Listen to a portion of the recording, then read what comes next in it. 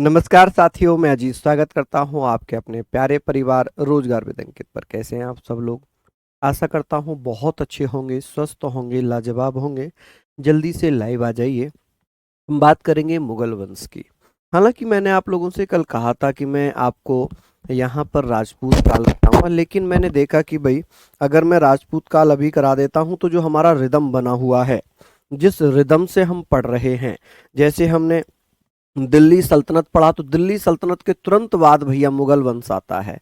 तो इसलिए मैंने सोचा कि पहले मुगल वंश खत्म कर देता हूं, क्योंकि वो फिर सीक्वेंस बना रहेगा। जैसे सीक्वेंस में हम पढ़ते आ रहे हैं उसी सीक्वेंस में हम पढ़ते रहेंगे। अब जैसे ही मुगल वंश खत्म होगा, फिर हम लोग स्टार्ट करेंगे अपना विविध वंशों के बारे में, कुछ उत्तर भारत के वंशों के बारे में। ठीक है। फिर राजपूत काल के बारे में, मराठा साम्राज्य के बारे में, विजयनगर साम्राज्य के बारे में। वो 3 चैप्टर रहेंगे। मराठा हो जाएगा, विजयनगर हो जाएगा, सिख साम्राज्य हो जाएगा। 3 ये हो गए। एक विविध क्लास हम ले लेंगे उत्तर भारत के प्रमुख राजवंश और दक्षिण भारत के प्रमुख राजवंश, जिनमें हम चालुक्य पढ़ लेंगे, जिनमें हम पल्लव पढ़ लेंगे, जिसमें हम पाल पढ़ लेंगे, जिसमें राष्ट्रकूट पढ़ लेंगे। और मैं आशा करूंगा कि आप लोग सभी अच्छे से मेहनत करेंगे। तो हम लोग इब्राहिम लोदी तक पढ़ चुके थे और इब्राहिम लोदी को बाबर ने पराजित कर दिया था। हमें ये पता है कि बाबर ने इब्राहिम लोदी को पराजित किया था। तो हम लोग यहाँ पर मुगल वंश पढ़ने वाले हैं। क्या पढ़ेंगे जी? हम लोग यहाँ पर मुगल वंश पढ़ने वाले हैं। मुगल वंश। देखिए, मुगल वंश की बात होगी तो आप कहेंगे सर 1526 से लेकर 1858 तक मुगल वंश रहेगा। 1858 तक मुगल वंश रहेगा। तो ये चीजें हम लोग पढ़ेंगे। अब जो 1858 है, 1858, यहाँ पर क्या हमें 1858 तक ही पढ़ना है? देखिए, हम मुगल वंश पढ़ेंगे 1707 तक, औरंगजेब तक। क्यों? क्योंकि 1707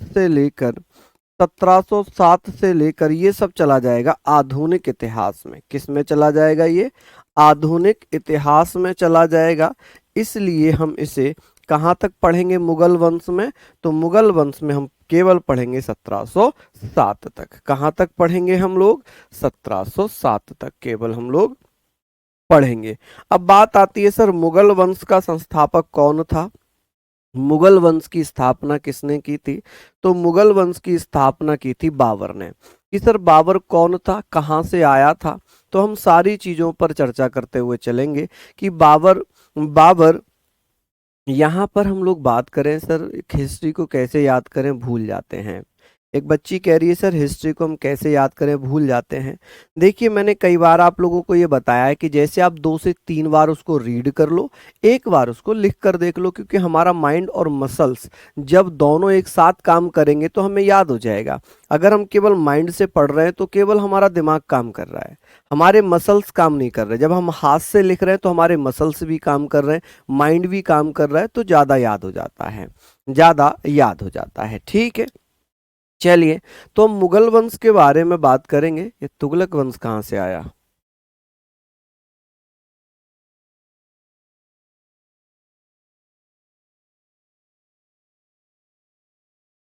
हम यहाँ पर देखिए, मैं मुगल वंश के बारे में बात कर रहा था, मैं मुगल वंश के बारे में बात कर रहा था।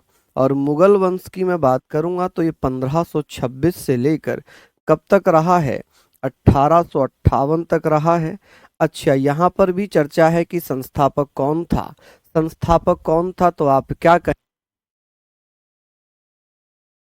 चलिए, हम लोग बात कर लेते हैं कि सर बाबर था। बाबर जो है ये कौन सी जाति का था? तो बाबर चगताई वंश का था। बाबर का जो रियल वंश था, बाबर का जो रियल वंश था उसका नाम था चगताई वंश। क्या नाम था जी? चगताई वंश।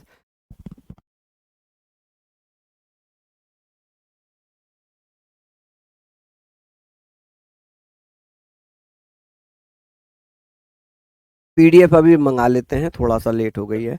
तो हम अभी पढ़ लेंगे, पीडीएफ से ही पढ़ेंगे, वो लेने गए हैं। तो हम यहाँ पर बात करेंगे सर इस वंश का संस्थापक कौन था। इस वंश का संस्थापक यानी कि फाउंडर कौन था? आप कहेंगे सर फाउंडर की बात हम लोग करने वाले थे। फाउंडर, आप कहेंगे सर फाउंडर कौन था यहाँ पर? तो संस्थापक जिसका नाम था जी बाबर। क्या नाम था? बाबर। अच्छा, बाबर का रियल नाम क्या था? जहीरुद्दीन मोहम्मद बाबर। बाबर ने कब से कब तक शासन किया? 1526 से लेकर 1530 तक बाबर ने शासन किया। बाबर का तुर्की भाषा में अर्थ क्या है? बाबर का तुर्की भाषा में अर्थ होता है, हाँ जी, आज मैं वो चश्मा घर पे ही भूल आया, लगा ही नहीं पाया, जल्दी जल्दी में वो मैं घर पे ही भूल आया तो लगा नहीं पाया हूँ। ठीक है, बात कर रहे थे कि सर बाबर का तुर्की भाषा में मतलब होता है बाघ, निडर। कि बाबर का अर्थ क्या है तुर्की भाषा में? ऐसा व्यक्ति जो डरता ना हो, जो निडर हो। कौन हो जी? जो निडर हो, जो डरता ना हो। आई होप आप लोगों ने चीजें लिख ली होंगी। ठीक है जी, हम लोग इसको पढ़ेंगे कि सर ऐसा व्यक्ति, तुर्की भाषा में इसका अर्थ क्या है?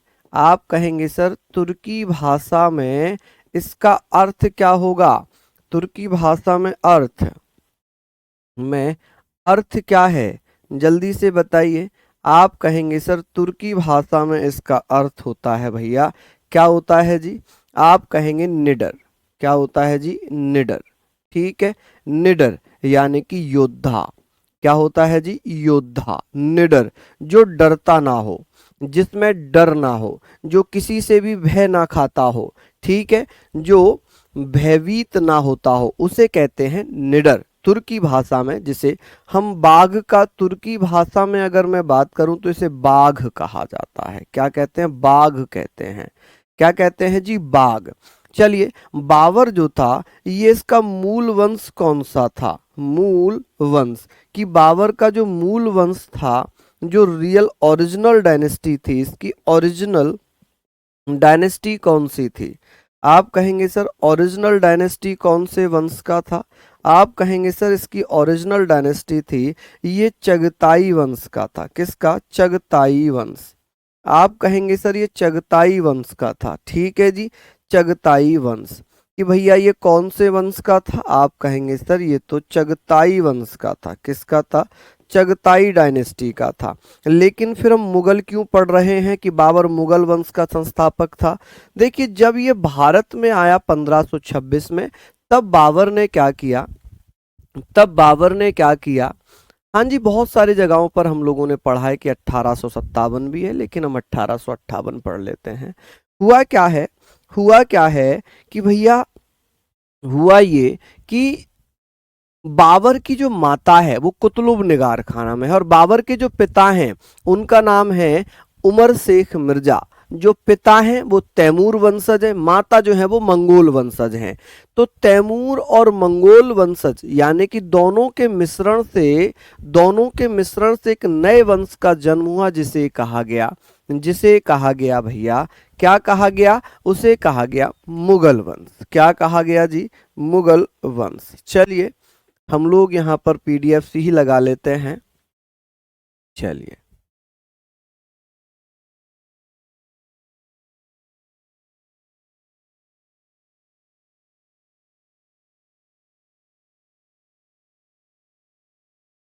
पीडीएफ से थोड़ा जल्दी हो जाता है, पीडीएफ से थोड़ा सा जल्दी हो जाता है। ये हम लोग पढ़ रहे थे, चलिए यहाँ पर हम लोग पढ़ लेंगे। यहाँ पर हम लोग पढ़ लेते हैं। मैं बाबर के वंश के बारे में बता रहा था, चलिए वो भी मैं इसमें बता दूंगा। 1526 से 1858 तक है। बाबर जो है मुगल वंश का संस्थापक है। बाबर का जन्म, अच्छा चलो जन्म पढ़ लेते हैं, मैं थोड़ा सा आगे पढ़ाने लगा था। जन्म जन्म है भैया 1483 में फरगना में हुआ था। फरगना कहाँ पड़ता है? फरगना पड़ता है उज्बेकिस्तान में। कहाँ?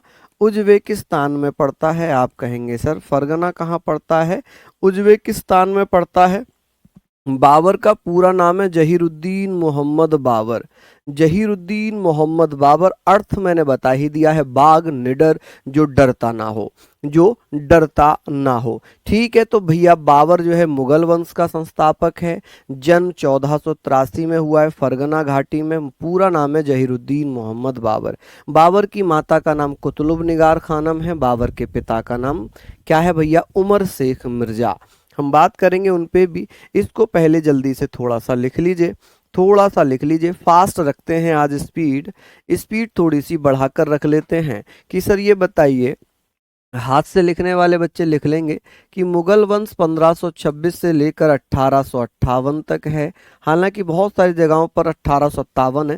संस्थापक कौन था मुगल वंश का? बाबर था। कौन था? बाबर। बाबर का जन्म 1483 में होता है। कहाँ पर? फरगना घाटी में। कहाँ पर? फरगना घाटी में। और फरगना कहाँ पड़ता है? फरगना घाटी कहाँ पड़ती है? आप कहेंगे सर उज्बेकिस्तान में। कहाँ पर पड़ती है? वर्तमान उज्बेकिस्तान में। ठीक है जी, वर्तमान उज्बेकिस्तान में है। बाबर का पूरा नाम है जहीरुद्दीन, आप कहेंगे सर जहीरुद्दीन मोहम्मद बाबर। जहीरुद्दीन जहीरुद्दीन मोहम्मद बाबर। मोहम्मद बाबर। ठीक है जी, तो ये चीजें भी आप लोगों ने लिखनी है। ठीक, इसको आप लोग लिख लीजिए। आगे बात करते हैं, बाबर के पिता का नाम क्या था। यहाँ पर बात होगी भैया बाबर की। बाबर के पिता कौन थे? आप कहेंगे सर बाबर के पिता, बाबर के पिता का नाम था उमर शेख मिर्जा। ये उमर शेख मिर्जा कौन थे? बाबर के पिता हैं उमर शेख मिर्जा। उमर शेख मिर्जा जो कि फरगना के राजा थे। कौन थे जी? फरगना के राजा। देखो भाई आवाज नहीं आ रही चंदन जी को। हम बात कर रहे हैं कि बाबर का पिता था उमर शेख मिर्जा, और उमर शेख मिर्जा फरगना का राजा था। कौन था? फरगना का राजा। अब उमर शेख मिर्जा की मृत्यु हो जाती है 1494 में। जब बाबर के पिता की मृत्यु 1494 में हो गई, उस समय बाबर मात्र 11 साल का था। तो 11 साल की आयु में ही बाबर फरगना की गद्दी पर बैठा, फरगना का राजा बन गया। क्या बन गया जी? फरगना का राजा बन गया।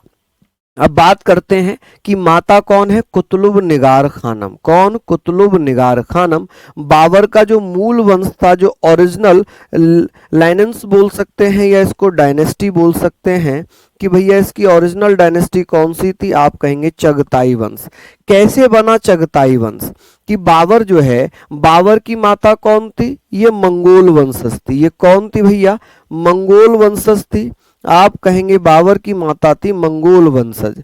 ठीक है जी। और इसके पिता जो थे, पिता ये थे तैमूर वंशज। पिता कौन थे? तैमूर वंशज। ठीक है जी। तो इन दोनों के मिश्रण से, इन दोनों के मिश्रण से एक नए वंश ने जन्म लिया। एक नए वंश ने जन्म लिया जिसे कहा गया, नया वंश कहा गया मुगल। इन दोनों के मिश्रण से एक नया वंश बन गया मुगल। कौन सा बन गया जी? मुगल। ठीक है, कौन सा वंश बना? मुगल। तो हम कहेंगे बाबर के पिता का नाम क्या है? उमर शेख मिर्जा। बाबर के पिता कहाँ के राजा थे? फरगना के। बाबर के पिता की मृत्यु कब हुई? 1494 में। 1494 में ही बाबर गद्दी पर बैठ गया। बाबर क्या हो जाता है? बाबर गद्दी पर बैठ गया। और जब बाबर गद्दी पर बैठा तो उसकी उम्र थी मात्र 11 वर्ष। मात्र 11 वर्ष की आयु में बाबर फरगना की गद्दी पर बैठ जाता है। बाबर की माता है कुतुब निगार खानम। बाबर का जो ओरिजिनल वंश था वो था चगताई वंश। कौन सा था? चगताई वंश। चलिए बहुत बढ़िया, यहाँ पर हम लोग बात कर रहे हैं। हाँ जी, हाँ जी भैया, बहुत बढ़िया। इसको आप लोगों ने लिख लिया। बिल्कुल बिल्कुल बिल्कुल। ट्रेन छूट रही है आज। आज जो है मुझे अमेरिका जाना है बाय ट्रेन है। थोड़ा तहजीब सीखो यार, थोड़ा तहजीब सीखो। चलो लिख लिया आप लोगों ने। यहाँ पर हम लोगों ने सारी चीज़ों को लिख लिया होगा। आज स्पीड में रखेंगे क्योंकि भैया बहुत समय जा रहा है आपकी क्लास को, तो इसको करना है। इसके बाद फिर पारुल मैम आपको पॉलिटी कराएंगी, वो भी तो पढ़ना है, वो भी तो पढ़ना है भैया। चलो इसको पढ़ लो। अब आप तो भैया वो इमला वाले बच्चे हैं, एक दो बच्चे वो इमला वाले हैं कि वो लिखेंगे पिता। अच्छा, छोटी की मात्रा पा पे छोटी की मात्रा ता, बड़ी की मात्रा आ, पिता। तो ये भैया आप तैयारी कर रहे हो, आप कोई चौथी पांचवी क्लास में नहीं पढ़ रहे हो। अब बात आ जाती है पिता कौन था। बाबर के पिता की बात हो रही है और आपको दो दो मौके मिल रहे हैं। एक बार तो आप पढ़ रहे हो, एक बार आप लिख के पढ़ रहे हो, रिवीजन में कर रहे हो। बाबर के पिता का नाम था उमर शेख मिर्जा। क्या नाम था? उमर शेख मिर्जा। आप कहेंगे सर उमर शेख मिर्जा, ये कौन थे उमर शेख मिर्जा? तो ये भैया फरगना के राजा थे। कहाँ के? फरगना के शासक थे, फरगना के राजा थे। कौन थे ये? फरगना के राजा। इनकी मृत्यु कब हो गई? इनकी मृत्यु हो जाती है 1494 में, जब बाबर 11 वर्ष का था। माता का नाम क्या है? तो बाबर की माता का नाम है कुतुलुब, कुतुलुब निगार खानम, कुतुलुब निगार खानम।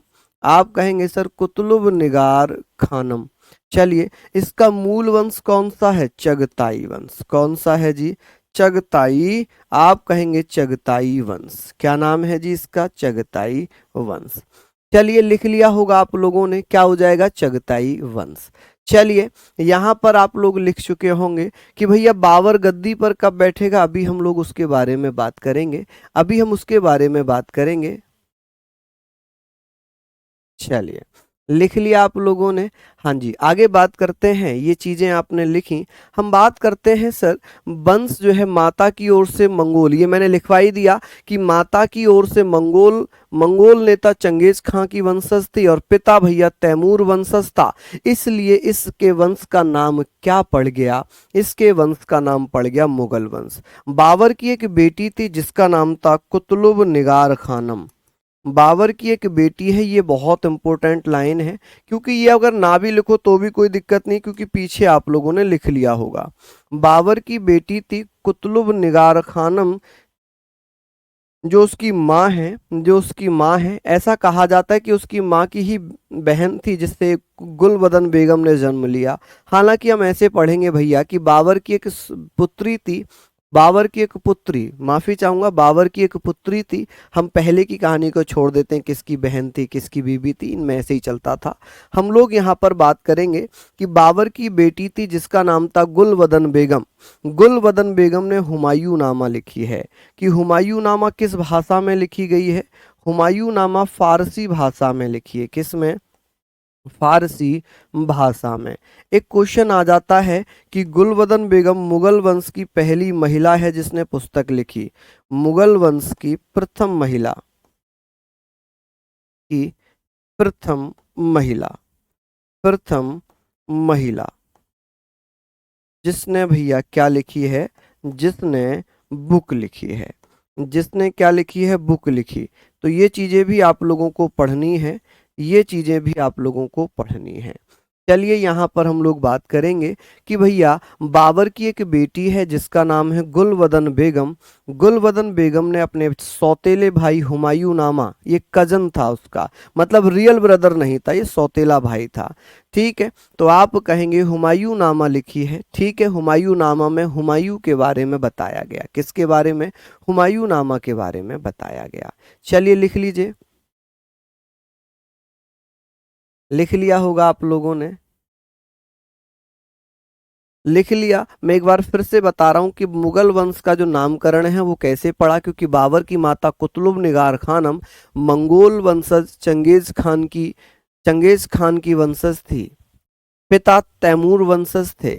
इन दोनों के मिश्रण से ही एक नए वंश ने जन्म लिया जिसे मुगल वंश कहा गया। मुझे मुगल वंश कहा गया। चलिए, आप लोग यहाँ पर लिख लीजिए। बहुत बढ़िया। आगे हम लोग बात करते हैं, यहाँ पर सारी चीजों के बारे में बात करते हैं, इसको आप लोग लिखते चलिए। ठीक है जी, लिख लिया होगा। आगे बात करते हैं कि सर जो माता है, माता किसकी ओर से थी? तो माता मंगोल नेता चंगेज खान वंशज थी। कौन थी? चंगेज खां की, चंगेज खां की वंशज थी। और पिता जो थे वो तैमूर वंशज थे। कौन थे जी? तैमूर वंशज थे। ठीक है जी, पिता की ओर से ये तैमूर वंशज था।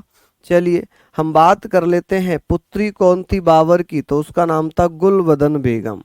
क्या नाम था? गुलबदन बेगम। गुलबदन बेगम के बारे में हम लोग बात करेंगे। गुलबदन बेगम हुमायूं नामा लिखी है। हुमायूं नामा किसने लिखी है? गुलबदन बेगम ने। ये कौन सी भाषा में है? ये फारसी भाषा में लिखी गई। किस में? ये फारसी भाषा में लिखी गई है। एक बार रिवाइज करिए मेरे साथ कि भैया गुलबदन बेगम की बेटी थी जिसने एक पुस्तक लिखी थी, या ऐसे मुगल वंश की पहली महिला जिसने कोई पुस्तक लिखी थी, तो वो हो जाएगी गुलबदन बेगम जिसने हुमायूं नामा लिखी है। क्या लिखी है जी? हुमायूंनामा लिखी है। चलिए आगे बात करते हैं, बाबर का राज्याभिषेक कब हुआ? बाबर का राज्याभिषेक कब हुआ है? बाबर का राज्याभिषेक कब हुआ? आप कहेंगे सर बाबर का राज्याभिषेक कब हुआ है? 1494 में, मात्र 11 वर्ष की आयु में। कितने वर्ष की आयु में? मात्र 11 वर्ष की आयु में। चलिए बहुत बढ़िया कि भैया बाबर 11 वर्ष की आयु में राजा बन जाता है। और ये राजा कहाँ बना था, भारत में या फरगना में? आप कहेंगे सर फरगना में। आप कहेंगे सर फरगना का राजा बना था। बाबर जब गद्दी पर बैठा तो उसने अपने समय सबसे पहले आक्रमण किया था समरकंद पर। कहां पर? समरकंद पर। 1501 में बाबर ने समरकंद पर हमला कर दिया। उसके बाद बाबर ने 1504 में काबुल पर कब्जा कर लिया। किस पर? काबुल पर कब्जा कर लिया। चलिए बहुत बढ़िया। शुभम जी कह रहे हैं सर थोड़ा फास्ट पढ़ाइए, अभी बहुत टॉपिक हैं। बेटा फास्ट, थोड़ी सी स्पीड मैंने 20 से 25 कर ली, तभी तुरंत 2 बच्चों के मैसेज आ गए कि सर आप क्या ट्रेन, आपकी ट्रेन छूट रही है। उनको यही तहजीब नहीं है किससे क्या बात करनी है। चलिए हम लोग, इसलिए मैं नॉर्मल स्पीड पर ही चलता हूँ, नॉर्मल स्पीड पर ही चलता हूँ। चलिए तो हमने पढ़ा कि जब बाबर की मृत्यु हुई, बाबर की मृत्यु हमने पढ़ लिया था 1194 में हो गई थी या 1594 में? आप कहेंगे सर ना तो 1100 ना 1500। क्यों? क्योंकि बाबर का जन्म हुआ था 1483 में और बाबर के पिता उमर शेख मिर्जा की मृत्यु हुई थी 1494 में। तो 1494 में ही बाबर गद्दी पर बैठता है। जब बाबर गद्दी पर बैठा तो वो 11 वर्ष का था, एक छोटा सा बच्चा था। क्या था? एक छोटा सा बच्चा था। बाबर फरगना की गद्दी पर बैठा है, भारत में नहीं। भारत में तो 1526 में आएगा। तो बाबर ने फरगना में शासन स्टार्ट कर दिया और 1501 में बाबर ने सबसे पहले समरकंद पर हमला किया। उसके बाद 1504 में काबुल पर कब्जा कर लिया। और जब काबुल पर कब्जा किया तो काबुल पर कब्जा करने की खुशी में 1507 में बाबर ने एक उपाधि धारण कर ली जिसे पादशाह या बादशाह कहा गया। क्या कहा गया? पादशाह कहा गया या बादशाह कहा गया। चलिए तो हम लोग बात करते हैं कि भैया बाबर ने सबसे पहला आक्रमण किस पर किया था? 1501 में समरकंद पर। उसके बाद 1504 में काबुल पर कब्जा कर लिया। किस पर कब्जा कर लिया? काबुल पर कब्जा कर लिया। चंदन जी आपके फिर मोबाइल या जिस डिवाइस से आप देख रहे हैं वो खराब है, क्योंकि यहां से सभी को आवाज जा रही है। हम बात करते हैं बाबर का राज्याभिषेक कब हुआ है। बाबर का राज्याभिषेक हुआ है 1494 में, जब बाबर मात्र 11 वर्ष का था। तो ये कहाँ का? फरगना का राजा बन गया। कहाँ का राजा बना? फरगना का। आप कहेंगे सर ये बाबर कहाँ का राजा बना था 1194 में? फरगना का राजा बना था। आप कहेंगे सर फरगना का राजा बना। क्या बन गया? राजा बन गया। 1501 में बाबर ने समरकंद पर हमला कर दिया। किस पर? बाबर ने किस पर हमला किया था? आप कहेंगे सर समरकंद पर। आप बताना, समरकंद पर हमला कर दिया। पर क्या किया भैया? आक्रमण कर दिया, अटैक कर दिया। क्या कर दिया जी? आक्रमण कर दिया। आक्रमण किया। और 1504 में भैया क्या हो जाता है? यहाँ बाबर ने समरकंद पर हमला किया और 1504 में काबुल पर कब्जा कर लिया। किस पर माय डियर? आप कहेंगे सर काबुल पर आक्रमण कर दिया। किस पर आक्रमण किया? काबुल पर आक्रमण कर दिया। चलिए बहुत बढ़िया। चलिए लिख लीजिए सारी चीजें हम लोग यहाँ पर लिख रहे हैं। लिख लिए होंगे ये। दो दो टाइम आपको देखने को मिल रहा है तो इतना तो आप लिख ही लेंगे। बाबर की उपाधियों के बारे में बात करेंगे कि भैया बाबर की उपाधियां, बाबर ने बादशाह या पादशाह की उपाधि 1507 में ली थी, जब बाबर ने काबुल पर कब्जा किया। काबुल पर कब्जा करने की खुशी में बाबर ने 1507 में बादशाह या पादशाह की उपाधि धारण कर ली। बाबर अब पादशाह के नाम से जाना गया, पादशाह के नाम से जाना गया। लेकिन भारत में पादशाह को बादशाह कहते थे, तो इसे बादशाह भी कहा जाता है। क्या कहा जाता है? बादशाह भी कहा जाता है। इसे कलंदर की उपाधि धारण की। कलंदर क्यों कहा गया बाबर को? कलंदर इसलिए कहा गया क्योंकि बाबर जो है उदारता के कारण पानीपत के प्रथम युद्ध के बाद इसने भैया कलंदर की उपाधि धारण कर ली। किसकी? कलंदर की उपाधि कब धारण की थी? पानीपत के प्रथम युद्ध के बाद। पानीपत का युद्ध कब हुआ था? 1526 में। तो हम कहेंगे भैया बाबर ने बादशाह या पादशाह की उपाधि धारण की, कलंदर की उपाधि धारण की, गाजी गाजी की उपाधि धारण की खानवा के युद्ध के बाद, खानवा के युद्ध के बाद। देखिए गाजी, यहां पर हम बात करेंगे जी गाजी की, कि गाजी की उपाधि कब धारण की थी? गाजी। तो यहां पर हम बात कर ले रहे हैं, इसको हम गाजी पढ़ने वाले हैं, इसको हम क्या पढ़ने वाले हैं? गाजी। गाजी, कि भैया गाजी की उपाधि कब धारण की थी? तो आप कहेंगे सर गाजी की उपाधि कब धारण की थी? आप कहेंगे सर गाजी।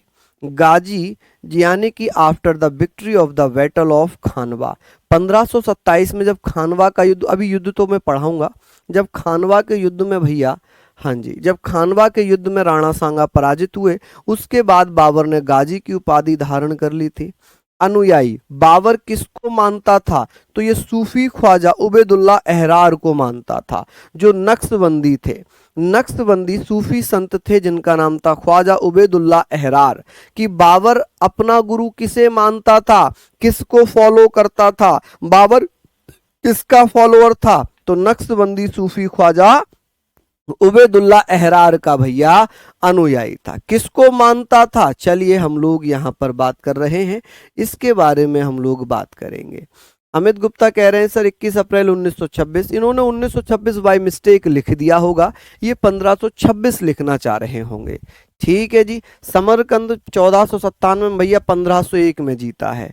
चलिए लिख लिया आप लोगों ने यहां पर, लिख लिया आप लोगों ने यहां पर। आगे बात करते हैं, इसको जल्दी से लिख लीजिए, जल्दी जल्दी से लिख लीजिए भैया। हम बात करेंगे सर पादशाह या बादशाह की उपाधि कब धारण की थी? 1507 में, जब काबुल पर कब्जा किया था। कलंदर की उपाधि उदारता के कारण दी गई थी, जब इसने पानीपत के प्रथम युद्ध में इब्राहिम लोदी को हराया था। गाजी की उपाधि खानवा के युद्ध के बाद इसने धारण की थी। गाजी का मतलब होता है काफिरों को मारने वाला। किसको मारने वाला? काफिरों को मारने वाला। ठीक है जी। चलिए बहुत बढ़िया, शानदार, लिख लीजिए आप लोग ये सारी चीजें। आगे बात करते हैं, उपाधियों के बारे में हम बात करते हैं। तो यहाँ पर सबसे पहले हम बात करेंगे कि इसने पादशाह की उपाधि धारण कर ली थी। पादशाह या बादशाह, पादशाह या बादशाह, बादशाह की उपाधि कब धारण की थी? तो 1507 में। ठीक है, काबुल पर हमला करने के बाद। उदारता के कारण इसने कलंदर की उपाधि धारण की। कौन सी? कलंदर। कलंदर की उपाधि कब धारण की थी? पानीपत के प्रथम युद्ध के बाद।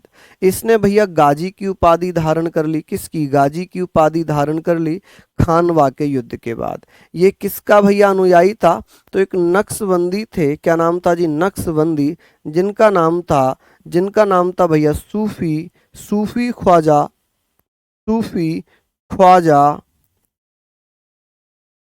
उबैदुल्लाह। आप कह सकते हैं भैया कौन थे? आप कहेंगे उबैदुल्लाह अहरार। कौन थे भैया? उबैदुल्लाह अहरार। अहरार, ठीक है जी। तो ये आप लोग लिख सकते हैं अहरार। ठीक है, इसको आप लोग जल्दी से फटाक से लिख लीजिए। बादशाह की उपाधि 1560 में। अरे वाह, 1560 तक जिया था ये। 1530 में इसकी मृत्यु हो गई थी। 1530 में इसकी मृत्यु हो गई थी। ये बाय मिस्टेक इन्होंने 1560 लिख दिया। चलिए लिख लिया आप लोगों ने। यहाँ पर सारी चीजों के बारे में हम बात कर रहे हैं। नेक्स्ट क्वेश्चन है, देखिए सबसे पहले आक्रमण की बात होगी। अगर ऐसे पूछा जाए कि सबसे पहला आक्रमण बाबर ने समरकंद पर कब किया था? तो 1497 में। कब? 1497 में। लेकिन अगर पूछा जाए कि भैया समरकंद पर शासन कब किया, तो आप कह सकते हैं 1501 में। कब? 1501 में। चलिए हम लोग बात करेंगे बाबर के द्वारा कुछ महत्वपूर्ण फैक्ट्स की। जैसे मुवैयान पद शैली का जन्मदाता किसे कहा जाता है? बाबर को। कि भैया मुवैयान पद शैली का जन्मदाता कौन है? बाबर है। द फाउंडर ऑफ मुवैयान स्टाइल ऑफ पोइट्री, तो वो कौन होगा? बाबर हो जाएगा। अलंकार शास्त्र पर रिसाल ए उसज नामक पुस्तक किसने लिखी थी? बाबर ने लिखी थी। खत ए बाबरी नामक एक नई शैली किसने चलाई थी? बाबर ने चलाई थी। और बाबर ने अपनी आत्मकथा बाबरनामा या तुजुक ए बाबरी कौन सी भाषा में लिखी थी? तो आप कहेंगे तुर्की भाषा में लिखी थी। किसने लिखी थी? तुर्की भाषा में। सर गयासुद्दीन तुगलक ने गाजी मलिक की उपाधि धारण, वो दिल्ली सल्तनत था, वो दिल्ली सल्तनत था। अब हम मुगल वंश पढ़ रहे हैं, अब हम मुगल वंश पढ़ रहे हैं। मुगल वंश में पहला शासक जिसने गाजी की उपाधि धारण की थी वो बाबर था। वो कौन था जी? वो बाबर था। हम बात करेंगे मुवैयान पद शैली किसने चलाई थी? बाबर ने चलाई थी। अलंकार शास्त्र पर एक किताब बाबर ने किस नाम से लिखी थी? रिसाल ए उसज के नाम से लिखी थी। बाबर ने एक नई शैली प्रारंभ की थी जिसे हम खत ए बाबरी के नाम से जानते हैं। किसके नाम से? खत ए बाबरी के नाम से जानते हैं। ठीक है जी, चलिए बहुत बढ़िया, लिख लीजिए इसको जल्दी जल्दी से। दो ही सेंटेंस थे, इतना समय तो नहीं लगना चाहिए। आगे बात करते हैं, मुवैयान पद शैली का जन्मदाता कौन है? मुवैयान पद शैली का जन्मदाता कौन है? तो आप कहेंगे सर बाबर है। कौन है? बाबर है। आपसे पूछा जाएगा अलंकार शास्त्र पर रिसाल ए, यहां पर अगर पूछ लिया जाए कि भैया जल्दी से बताइए कि अलंक शास्त्र पर, या यहां पर हम कहेंगे सर किस पर? पीछे करूं? ओहो, लो लिखो भैया जल्दी से, लिख लो जल्दी से, जल्दी जल्दी से लिख लो भैया। दो सेंटेंस लिखने में इतना समय, दो सेंटेंस लिखने में इतना समय तो नहीं होना चाहिए। चलिए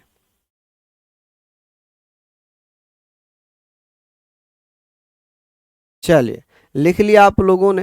हाँ जी, लिख लिया। यहाँ पर हम बात कर रहे थे अलंकार शास्त्र पर। बाबर ने रिसाल उस सिरज नामक, रिसाल उस एक पुस्तक लिखी थी। कौन सी पुस्तक लिखी थी भैया? कौन सी पुस्तक लिखी थी बाबर ने? तो आप कहेंगे भैया बाबर ने रिसाल ए उसज, रिसाल ए उसज नामक पुस्तक लिखी थी। ए उसज नामक एक पुस्तक लिख दी थी। और एक भैया उसने नई शैली चलाई थी। कौन सी? खत ए बाबरी। आप कहेंगे खत ए बाबरी।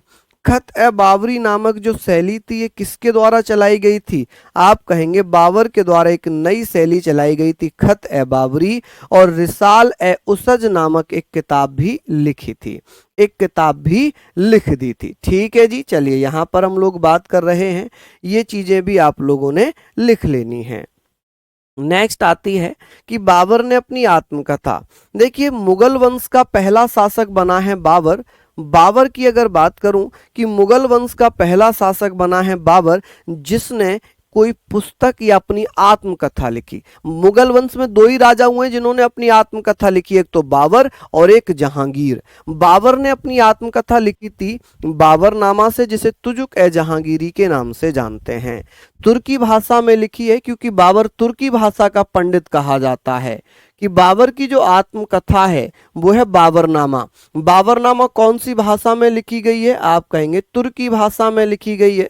और इसने सड़कों को मापने के लिए गज ए बाबरी, जैसे सिकंदर लोदी ने क्या चलाया था? एक पैमाना चलाया था 30 इंच का। लेकिन बाबर ने क्या किया? गज ए बाबरी, गज ए सिकंदर शाही था जो कि सिकंदर लोदी ने चलाया था, भूमि मैप मापने का, जमीन मापने का। लेकिन यहां पर गज ए बाबरी किसने चलाया था? आप कहेंगे सर किसने चलाया था? चलिए हम लोग यहां पर बात करेंगे कि सर ये बताइए सड़क मापने के लिए गज ए बाबरी का प्रयोग किसने किया था? तो बेटा बाबर ने किया था। किसने किया था? बाबर ने किया था। ये चीजें आप लोगों ने पढ़ ली। बाबर के दो महत्वपूर्ण खेल कौन से थे? एक तो गंजीफा था और एक इश्कबाजी। अब इश्कबाजी से ये मत समझ बैठना कि प्यार मोहब्बत था, यहां पर प्यार मोहब्बत था। देखिए गंजीफा का मतलब होता है ताश का खेल, ताश का खेल, ताश का खेल। और इश्कबाजी का मतलब होता है कबूतरों की रेस, कबूतरों की रेस, कबूतरों की रेस। ठीक है जी, हम लोग बात करते हैं हम लोग बात करते हैं कि सर ये बताएं कि बाबरनामा ने, अब बाबरनामा कौन सी भाषा में लिखी है? तो तुर्की भाषा में। किसने? बाबर ने। बाबरनामा है क्या? तो बाबरनामा बाबर की आत्मकथा है, ऑटोबायोग्राफी, रिटन बाय हिमसेल्फ, मतलब उसने अपनी आत्मकथा खुद लिखी है, तो उसे हम कहेंगे भैया आत्मकथा। जो खुद लिखी जाए, जो कोई और लिखता है वो जीवनी होती है, वो उसका परिचय होता है। तो हम बात करेंगे बाबरनामा। बाबर ने तुर्की भाषा में लिख दी। सड़कों को मापने के लिए गज बाबरी चलाया। इसने दो महत्वपूर्ण खेल चलाए थे, गंजीफा और इश्कबाजी। गंजीफा मतलब ताश खेलने वाला एक खेल होता है, और इश्कबाजी होती है कबूतरों की रेस, कबूतरों का एक खेल होता है। चलिए चलिए, बहुत बढ़िया, शानदार। हम लोग यहाँ पर बात कर रहे हैं, हम लोग यहाँ पर बात कर रहे हैं, इसने अपनी आत्मकथा, इसने अपनी आत्मकथा बाबरनामा, आप कहेंगे सर बाबरनामा के नाम से, भैया बाबरनामा के नाम से तुर्की भाषा में लिख दी। किस में लिख दी? तुर्की भाषा में लिख दी। आप कहेंगे सर तुर्की भाषा में लिखी। सड़कों को मापने के लिए गज ए बाबरी का प्रयोग किया। किसका?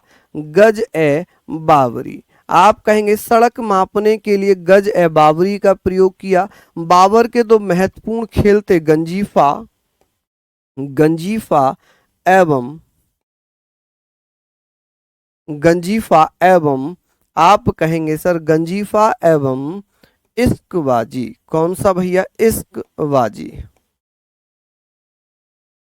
इश्कबाजी। क्या यहां तक आप लोग लिख लेंगे? क्या यहां तक आप लोग सारी चीजें लिख लेंगे?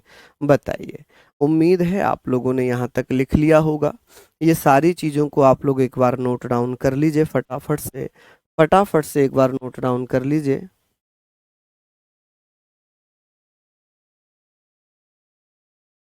चलिए, गेमर जी कह रहे हैं सर पहले समझ नहीं आता था, लेकिन अब पीडीएफ से पढ़ने में, रिवीजन से बहुत अच्छा लगता है। बहुत बढ़िया, चलो ऐसे ही पढ़ते रहो। हम लोग बात करते हैं, हम लोग बात कर ले रहे हैं कि भैया बाबर ने जैमतीय विधि से, बाबर ने जैमतीय विधि से नूर ए अफगान, नूर ए अफगान जिसे आराम बाग कहते हैं, ये कहाँ पर है? आगरा में।